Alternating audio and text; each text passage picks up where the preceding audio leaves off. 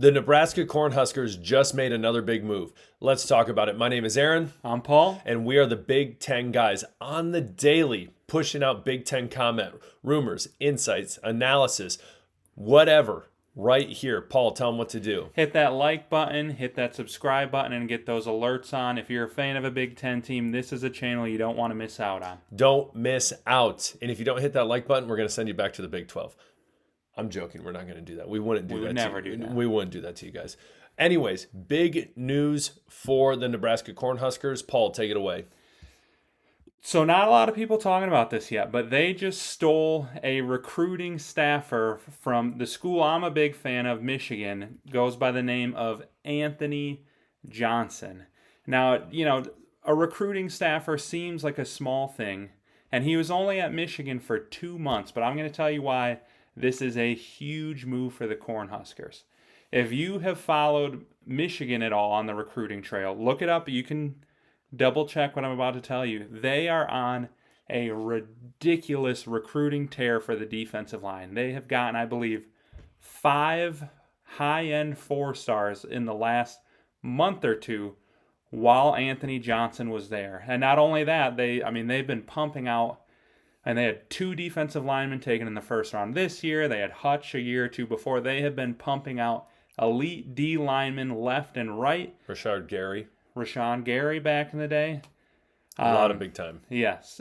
And he may have only been there for 2 months, but he saw how the sausage was made, as you could say. Nobody is doing the defensive line like Michigan is doing it right now. And Nebraska just stole somebody from them who has been watching how it's been done. How are they recruiting these guys? How are they evaluating these guys?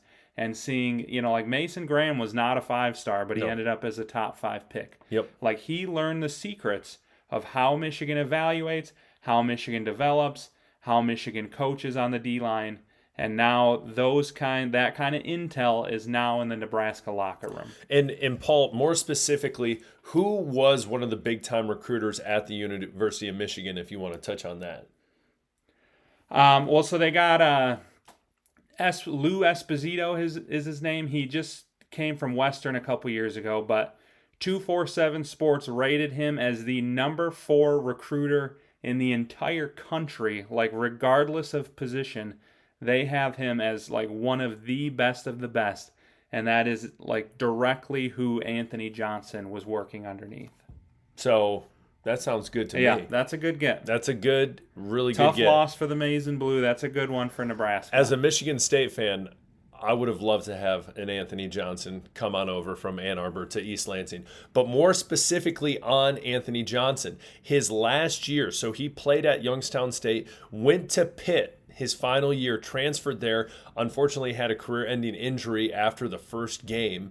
But there, a guy I'm very familiar with, Pat Narduzzi, a very defensive-minded coach, and also a school that has had some great defensive linemen. So the man has a wealth of knowledge. If he's coming out of college and getting a job with the University of Michigan and then being scalped by Nebraska, this guy knows something. Yeah, he's doing something. People have been very impressed with him. Aaron, do you remember the big-time D lineman that came out of Pitt a while back? Are we talking Aaron Donald? We're talking Aaron Donald. Now, I don't think he was there with Pat Narduzzi. Maybe he was, but yeah, was he? No, I don't think he was. Okay, it was a while but still, ago. this Pittsburgh has been known for their defensive linemen as well, and Narduzzi especially has been known for him. So, he has been under some great people. Well, I would tell you specifically, you're going to have to tell us in the comments because we're not going to look it up in the moment. 2015, the Michigan State Spartans beat Baylor, came back and beat Baylor. That was Pat Narduzzi's last game, and that was the Cotton Bowl. So that would have been January 1st, 2015. And so I can't remember when Aaron Donald left Pitt. He might have been a while. Yeah. He might have been there. He retired. retired. He retired young. Young, yeah. Somebody look it up and let us know in the comments. Let us know in the comments. Did he coach Aaron Donald? Did he not? Let us know. We're making a core. Listen, The connection is Anthony Johnson coaching, recruiting the He's basically going to give you guys the next Aaron Donald. Be ready for it. Be ready for it. So super big for the Nebraska Cornhuskers. Just another thing they need to do to bring in some big-time recruits, and especially not only good recruits or like big-time recruits, but being able to develop those with someone like in Anthony Johnson, seeing the diamonds in the rough, getting these bigger guys, seeing what Michigan did in his short time there and being able to do that at Nebraska. Now, more specifically, another big ad that obviously happened last year would have been November 11th, 2024. Matt Rule hired who, Paul? Dana Hogerson. And I think he had already been on the team as like an offensive analyst. Correct. Helping out here and there. But when they made him the official offensive coordinator, that was a big-time move. And Nebraska has just been putting together this ridiculous coaching staff. And if you're not familiar with Hogerson, he was head coach of West Virginia, head coach of Houston. And I think there's been like a history of former head coaches who then take a job as a coordinator and just completely elevate that team. You want to tell us a little more? Yeah, for Aaron? sure. So last year, let's think about this. Ohio State, who was the offensive coordinator? Chip Kelly. Chip Kelly now the offensive coordinator for the Las Vegas Raiders. So he has moved on. Matt Patricia filling in, not for that position, but the defensive coordinator position. We'll see how that goes. But then as well at Alabama, we look at Lane Kiffin, Steve Sarkisian, both very successful coaches, one at Ole Miss, one at Texas. And then one that's not really talked about a lot, probably, and maybe you guys didn't even realize it, UCF coach, well, actually you probably did because you realized Scott Frost just got hired at UCF. But Gus Malzahn leaving UCF, resigning from his head coaching position to go take the offensive coordinator job at Florida State to try to help revive that team and bring it back to dominance, especially in a very trashy ACC, where who the heck knows whose conference that's going to be with Bill Belichick, Dabo Sweeney, all these different guys. I'm going to say it, Paul. I'm actually excited to watch some ACC football games. They got some characters in there. They'll be entertaining. They got some characters, but that's beside the point. There's a connection between bringing on former head coaches as coordinators to help your program, help elevate your program.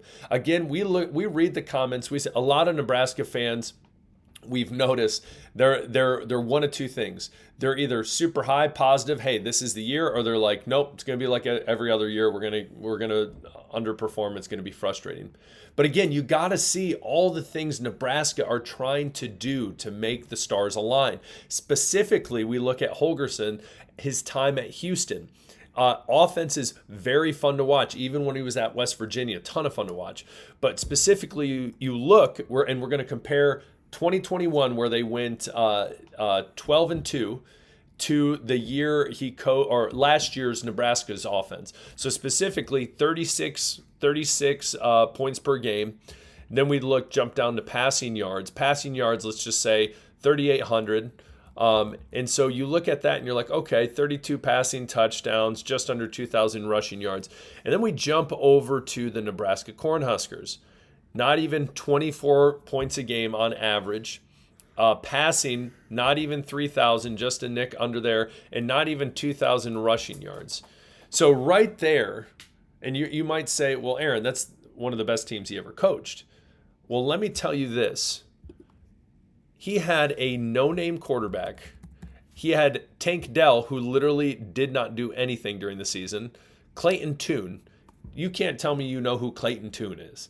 And so he took a bunch of no-name people. Sorry, Tank Dell. I was looking at his rushing stats. He did do a lot of receiving. The guy's like 5'4". Yeah. Breaks his knee every other game. So they had Tank Dell. I'll give him that. But besides that, impressive. So Nebraska, do you think this is a positive thing for the Nebraska Cornhuskers, Paul? Yeah, I think it's huge. I mean, and he has never had a quarterback as talented as Dylan Raiola, and he has done a lot more with less talented quarterbacks. So, I mean, I think he's going to be huge.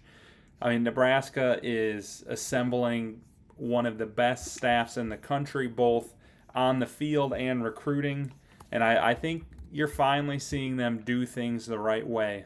Mm-hmm. And they've rebuilt from the ground up, tore it down to the studs after Scott Frost, and I think you guys are going to be happy with the results. And don't sleep on Matt Rule. Again, third year in college football, all of his stops, Temple, Baylor, Nebraska. Third year, his money year. Things start kind of forming, setting into place, settling what he wants.